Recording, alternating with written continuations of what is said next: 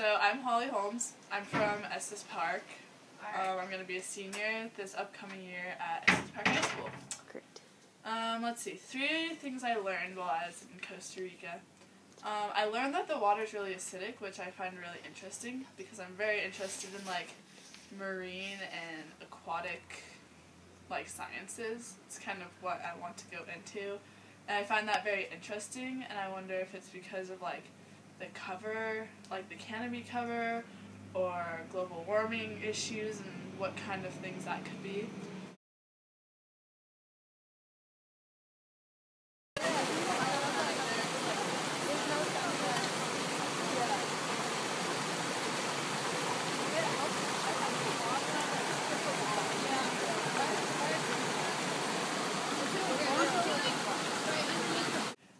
Another thing I learned while we were here is that roads, I never really thought about how roads separate species and how it helps with extinction, because some are trapped on one side and some are trapped on the other, and then they kind of only can breed those and then eventually they die out, which I find really interesting because I never really thought about that, because you just think oh, there's woods and there's woods, but that they don't cross. So I think that's really interesting, and definitely pay more attention to it in the States, animal crossing zones, because you always see the signs, but I don't think much of it. Last thing I have kind of learned being here is how Costa Ricans are the most generous people, and they don't have much, and it kind of shows the difference in cultures, because in America we're very selfish, I guess. We come to Costa Rica and a lot of people know English. They know so much about Rocky Mountain National Park in Colorado, and they're so generous to open up their arms to you.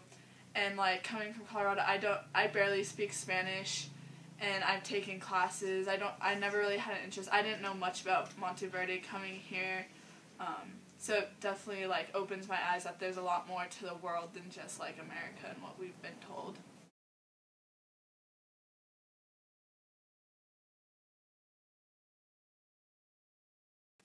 Hi, I'm Maddie Horn. I'm from Longmont, Colorado, and I will be a senior this next year at Longmont High School. And I think one of the coolest things I learned so far was when we were doing insects and collecting them and looking at that, we found these little things, and it looked like fruit, like a lime or something like that. And we found out these little wasps had stung the plant and put their larvae in there to grow and protect itself until it grew old enough to actually go out on its own. And it's just crazy to think that they can make that happen in nature, and those adaptations. Exactly, and that it's something you would never expect. We all thought it was just some sort of fruit, so that was really cool.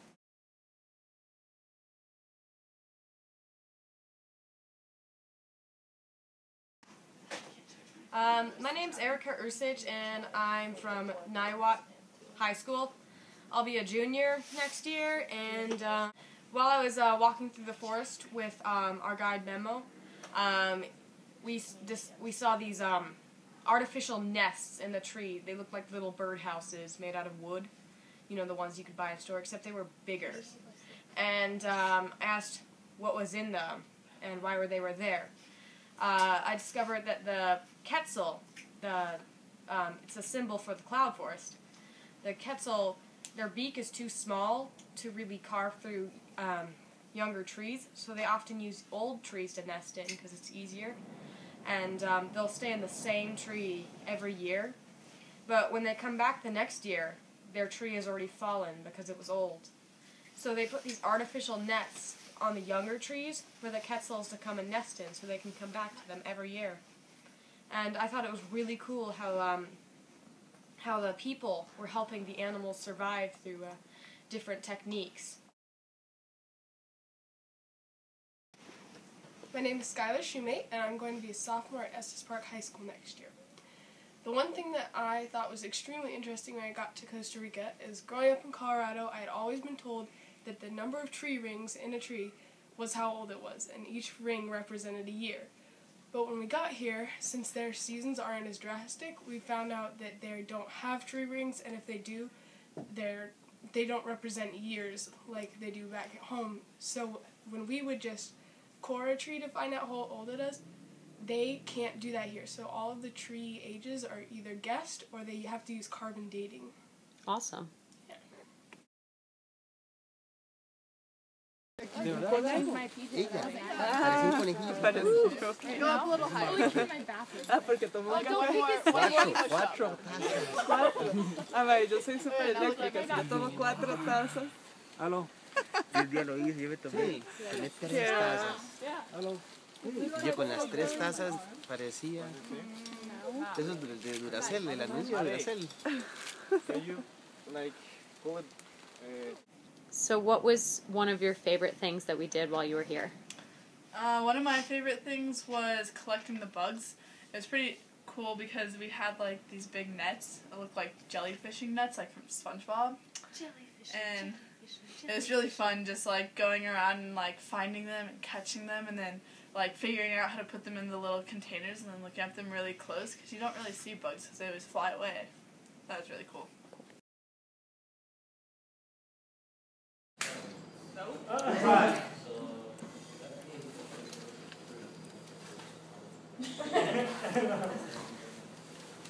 There you go. That's the way. Memo, ¿está la lechuza allá? Sí. Tengo que tomar foto ahorita. Somebody want to try? One of my favorite parts of the trip was the night hike because it was kind of like the first encounter between us and like a lot of the species of the rainforest here and like especially the mammals. I'm just like a huge animal lover and it was just so cool to see the sloths and the armadillo and the honey bear like hanging out in the trees and see them all doing their thing. In their natural environment. Yeah. Yeah, very cool.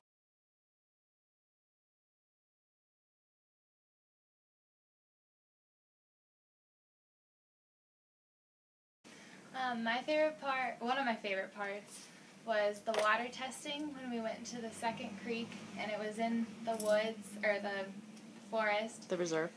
The reserve, and we were all, like, we got to go in the water and just, like, experience being, like, in the field and, like, doing stuff and getting our hands dirty, I guess. So that was...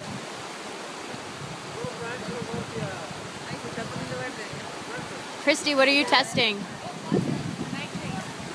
How would nitrogen get into the stream? It comes from fertilizer, so it comes from all the farmland around the river.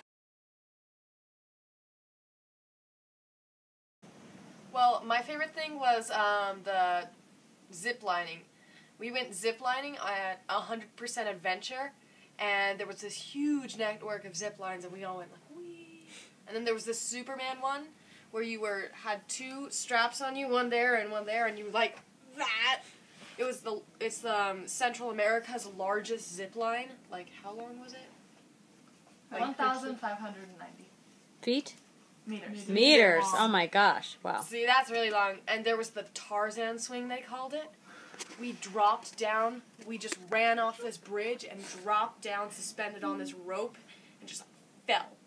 And then we swang up, and it was so cool.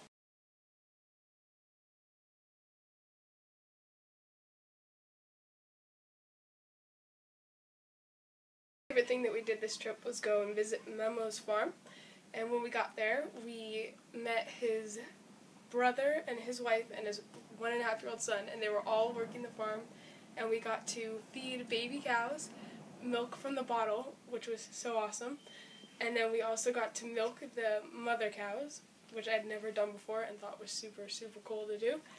Then after that, we walked up to Memo's house, which is absolutely gorgeous, has an awesome view. And we ate marshmallows and a ton of amazing food. And we made a lot of shish kebabs, which we then grilled and everybody ate. And then we also got to watch them make this amazing dessert, Carretas. carretas, and which is milk, and she had boiled it and was measuring it the entire meal.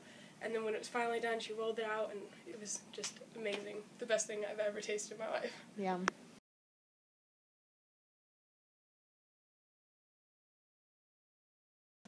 Hi, my name's Isabella, but you can call me Bella. I'm 16 and I'm going to be a junior. Where? At Estes Park High School. One of my favorite parts being in Costa Rica is meeting the people. The people here are so nice and so sweet and so thoughtful. Like, it's just a miracle. Like, people can be so generous sometimes. Awesome. I know you guys had an amazing time here, but is there anything you would add or change to the program? We had one day when we studied insects, and we had all kind of talked about it a little later and had some things about that we would have changed had we had some Input? Yeah, input about it. We collected a bunch of insects. We went out and everybody collected as many as they could. And then when we came in, we were told that we were going to be killing them and then looking at them under the microscopes. And I felt like it was done slightly inhumanely because we ended up drowning them in alcohol instead of using, other chemicals or ways to make it faster, because it was kind of a slow process, which I think was hard for most of us to watch and even harder to be doing. And we also wanted to maybe get all of the bugs together before we added the alcohol or other chemical or whatever, should that be changed. And making sure we only had one of each insect because we felt like we had a lot of duplicates and more bugs ended up dying than was necessary. Great. Thanks for your input.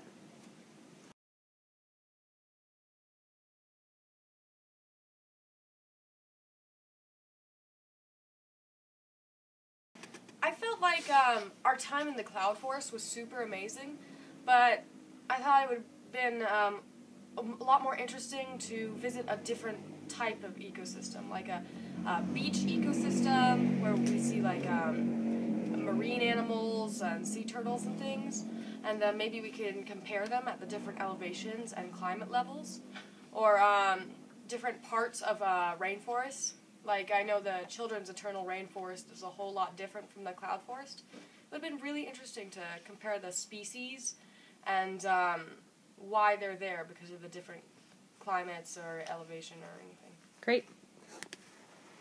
One thing I would have liked to change is kind of more on our end of it, but just being able to see the Costa Rican students more than we had, because when they were coming down to visit us, and I know this was a really complicated and crazy kind of chaotic process, but I unfortunately wasn't able to make it up to see them at all during that time, and it was really too bad to come here and not have really met them before, and not be able to see too much of them beforehand and really spend time with them while they were up there, because they've been so generous in like spending as much time as they can here.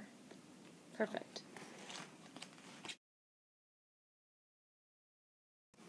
What similarities do you guys see between the Santa Elena Cloud Forest and Rocky Mountain National Park? One of the similarities between the Santa Elena Cloud Forest and Rocky Mountain National Park is the Continental Divide.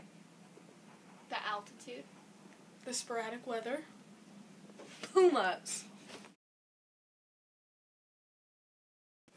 So if you guys could say one thing, like your big takeaway, something you're going to remember forever, what would it be? So I realized like how important it is to know like a second language while being here, and it's really like inspired me to go home and like learn Spanish so that I can speak to these amazing people and like become immersed in their culture, not just like the tourist culture, because I only speak English. Well, I've been interested in herpetology, which is the study of amphibians and reptiles, for a very long time. And I've always wanted to do field research, out to like travel to different countries and inspect their herps, herpetofauna over there. But I've never made the decisions between a medicinal path or an ecological path. But through this experience, I think I've decided that I would really love to have a career in herpetology in the ecological path. Great. Awesome. My big takeaway is I've never actually been out of the United States before, so this was my first out-of-the-country experience. and I was really surprised by how much English I had seen and how well they spoke the language. And kind of along the lines of what Holly said, it really made me want to learn Spanish, and I was also just really interested in the culture here and how it's so different from back home. And I think that it's really interesting to see how they try and accommodate for our, usually the language gap, and us also trying to be very adventurous with experiencing their culture. And I think that it's just really interesting to see how two cultures are very different, and also where they kind of meet in the middle. Perfect. Okay, so the biggest thing I think I'll take away from this in terms of the science aspect of it all is just how much you can actually do as opposed to what I thought like can happen from your science career. Like, we would do stuff in school all the time, and we would do the same kind of tests that we did here, but I never really thought it mattered that much. I didn't really take it seriously because I didn't think this is what people actually did in the real world. But seeing these people and us being a part of like doing all this research here, the same stuff that I've been doing there, like just shows like the way that you can actually apply science in the real world, and that was really cool and made me interested in being a part of it when I'm older. Fully developed. Are you videotaping? Is hind wings. Hind wings. No. I don't see any. What about those like? What about like those things? Are those